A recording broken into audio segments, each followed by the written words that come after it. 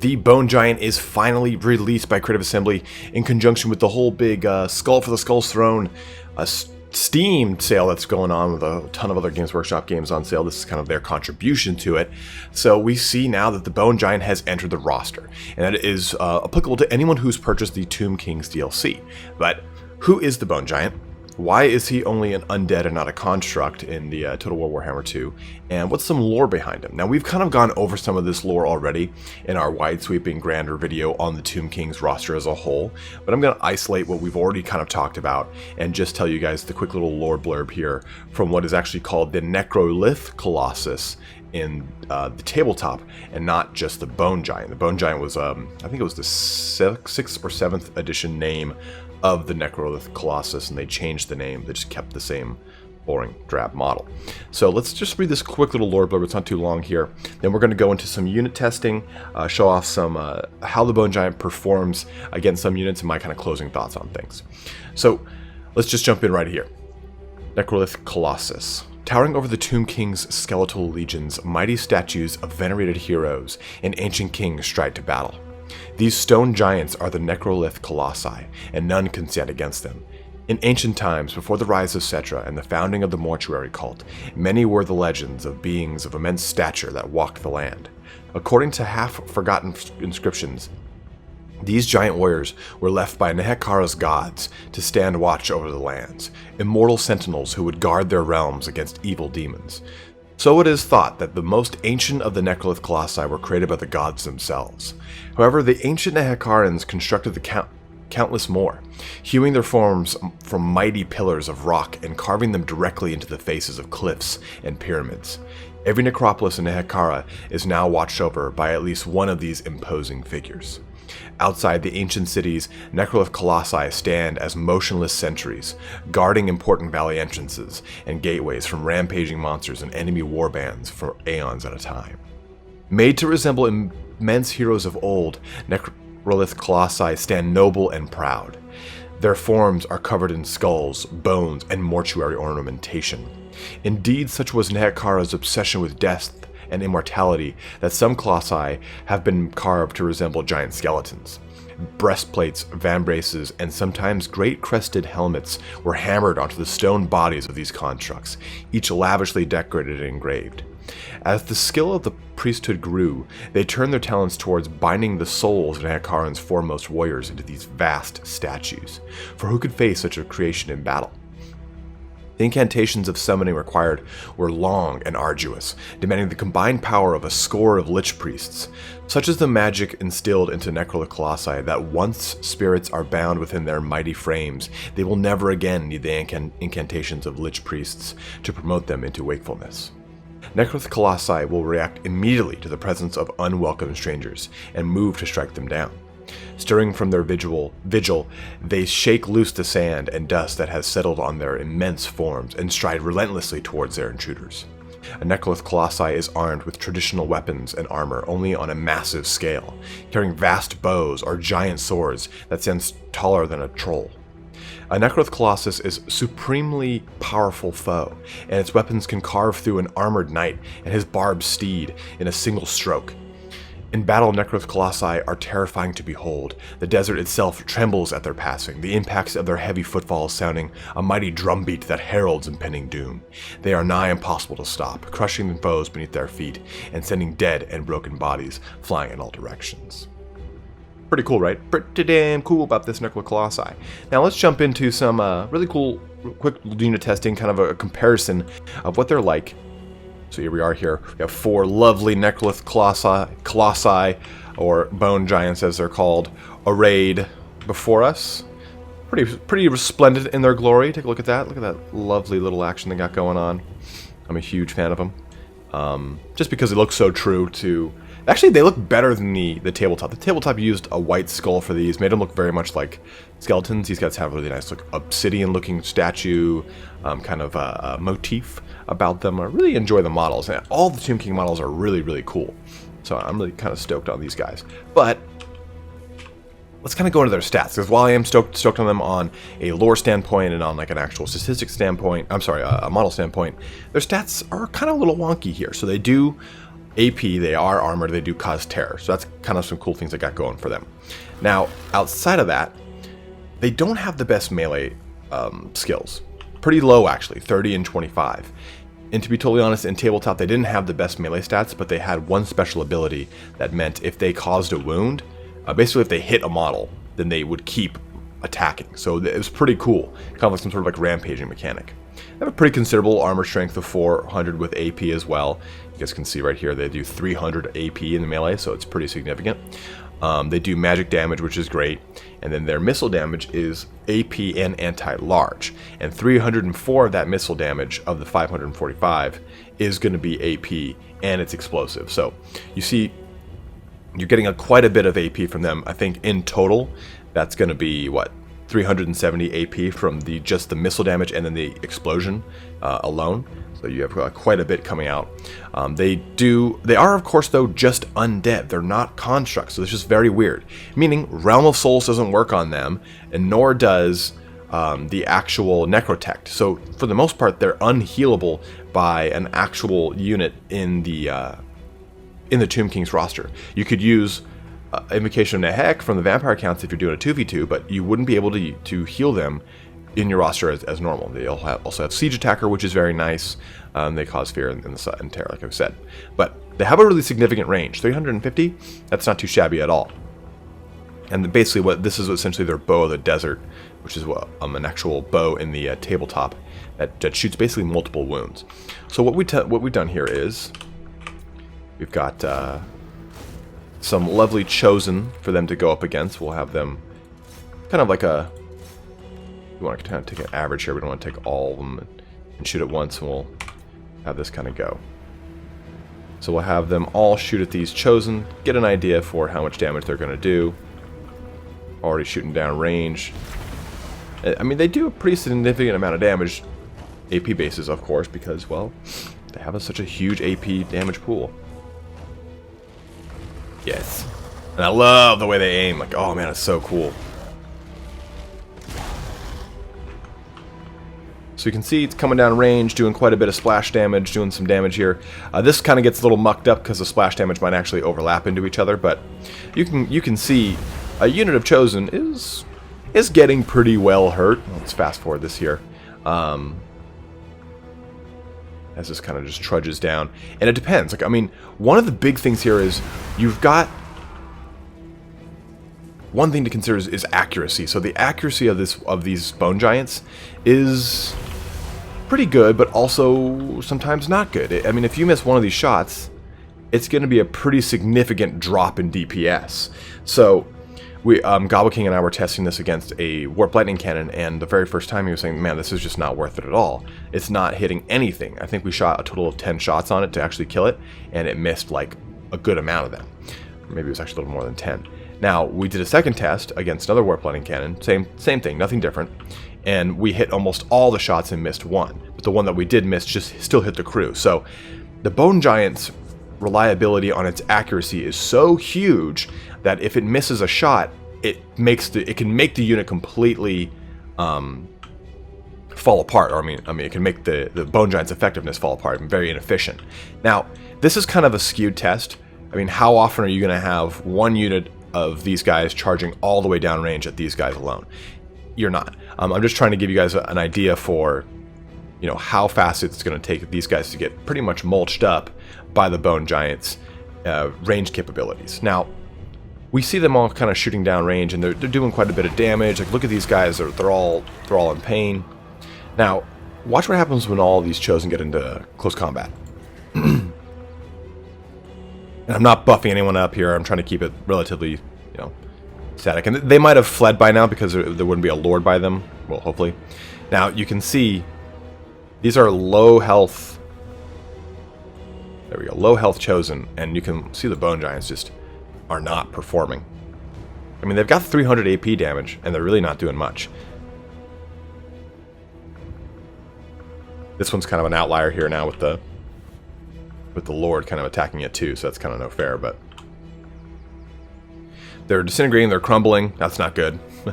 I mean, one of these guys is going to get just taken down. And these are just normal Chosen. This is not Chosen with a great weapon. So you can see their combat stats are actually quite rubbish. Now, it's not to say that the Bone Giant itself is terrible. I don't think that that's the case. I think the Bone Giant is just very particular. You're not going to take it every time like you would a Shabti Great Bows.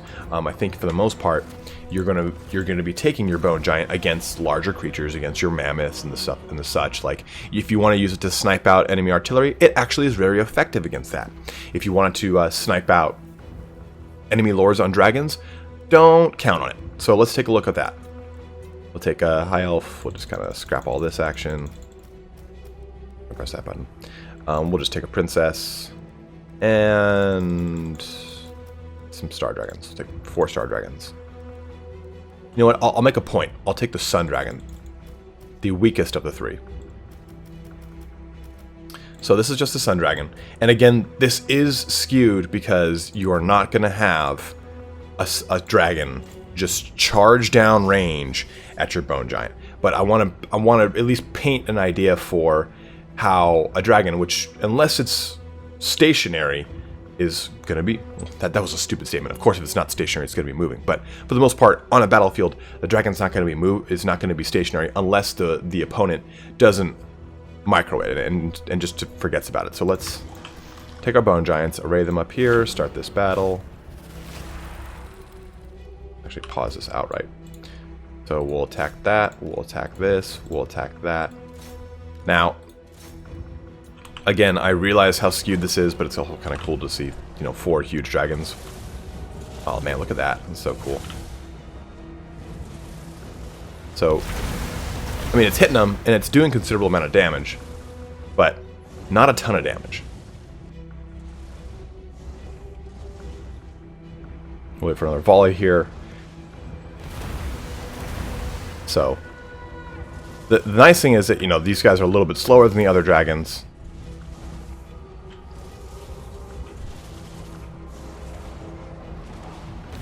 I mean, is this really unit testing? No, it's me showing off badass monsters getting killed by badass monsters.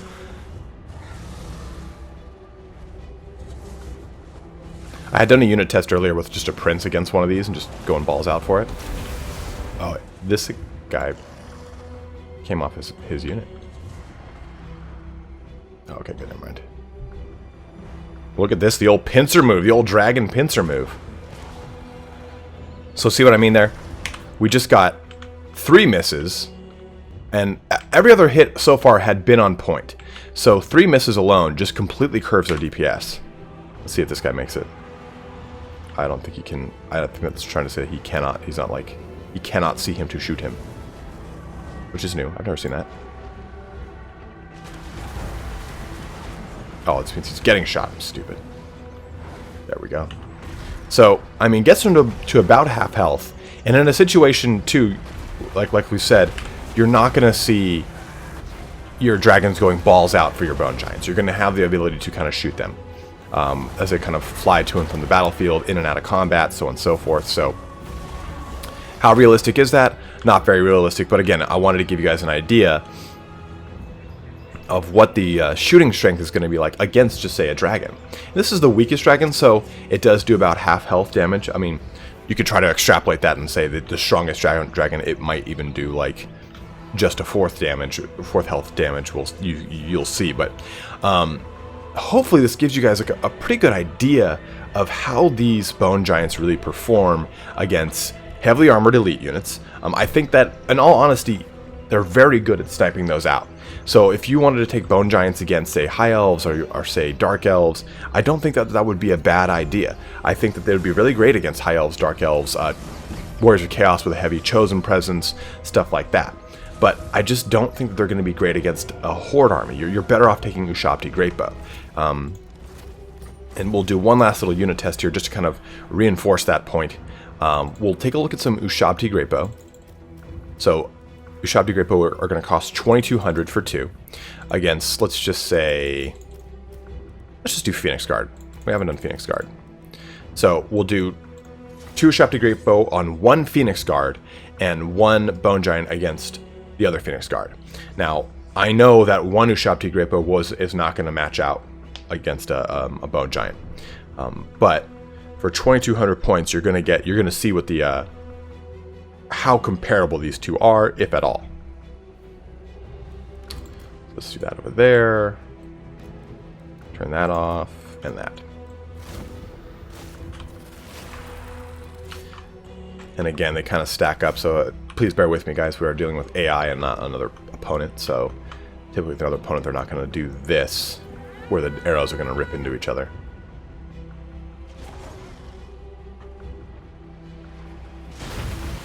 Alright, and so you can see what that does against Phoenix Guard, which are, I would say, probably one of the best units in the game, as far as value and return goes. Keep in mind, these guys don't have any innate missile resistance, so that's important. That's worth noting. See, even that shot that kind of missed, it still did a considerable amount of damage.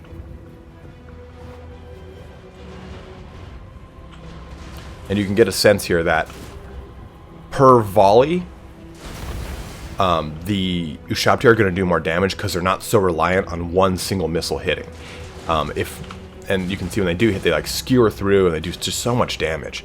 And it's pretty neck for neck. I mean, boom, hits, and every time the Ushabti pull ahead in damage, the Bone Giant will hit and they'll pull ahead. So it's pretty neck for neck. This is a more cinematic display of this. Now the biggest thing we're going to see here... Oh, I don't know why they stopped.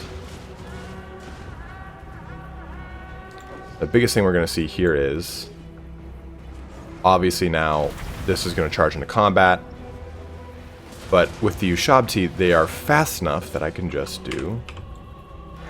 this.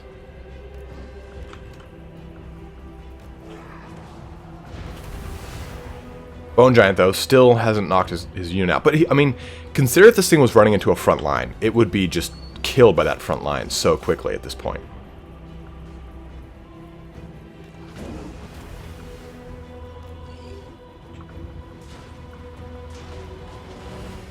And then those Phoenix Guard will get into combat with that Bone Giant. And I chose Phoenix Guard because they're elite anti-large. And I want to show how quickly a depleted unit of Phoenix Guard can destroy a Bone Giant, let alone a full strength one. These guys are just going to get mulched up.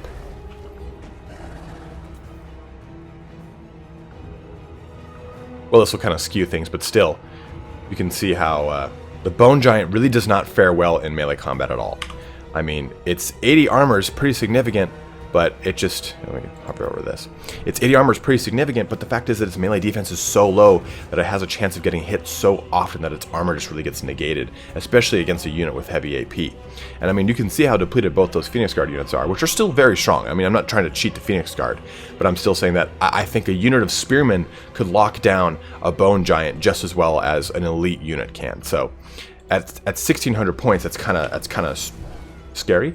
So my recommendation, again, I would take him against Lizardmen, maybe Norska, assuming that they take large woolly mammoths, and High Elves and Dark Elves. I would not take a Bone Giant against... Well, you know what? I might take it against Skaven, depending on if the meta is shifting more towards Warp Lightning Cannons, because they can snipe out Warp Lightning Cannons, and they're pretty good at nailing artillery, but we don't see as much artillery from Dwarves anymore. We don't see it as much anymore from Empire. Maybe we will with this increase to the accuracy from everything, but Greenskins I don't think it's a good choice against. Bretonnia I don't think it's a good choice against, because I think everything's moving too fast that a missed shot from them is going to be such a reduction in their efficacy that it's just not worth it. And I don't think they're going to be great against Vampire counts as well. Unless, of course, they have Terrorgeists. But I feel like with a Terrorgeist build, the Terrorgeist is meant to mob down specific targets, and with 3 Terrorgeists mobbing through the air and jumping onto one Bone Giant, it'll just die so quickly. So you kind of have to pick and choose your battles here. But hopefully this gives you guys a really good idea of how the Bone Giant kind of fits into things, what kind of builds it makes the most sense with, and how it really plays out. And I know we were all really excited to see it, what it's going to be like and stuff like that. I'm a little peeved about the whole undead portion. It should be a construct. It looks like a construct. Like, for me, I think that this is... I think it's a bug or something that this is supposed to be undead. It doesn't make much sense to me. and maybe that'll get fixed in the future if that is intended. So I guess we'll find out what CA's kind of notion is on that. But thanks for joining us here today, guys. Hopefully you got a really good idea of what's going on. If you have any suggestions or recommendations for the Bone Giant, or there's ways that you've already seen it applied to in the game that you really like, go ahead and make a comment below about that. I'd love to kind of discuss that with you guys and all that kind of action. But as always, guys, thanks for watching. Don't forget to like, subscribe, all that kind of cool jazz. But have a good one and take care.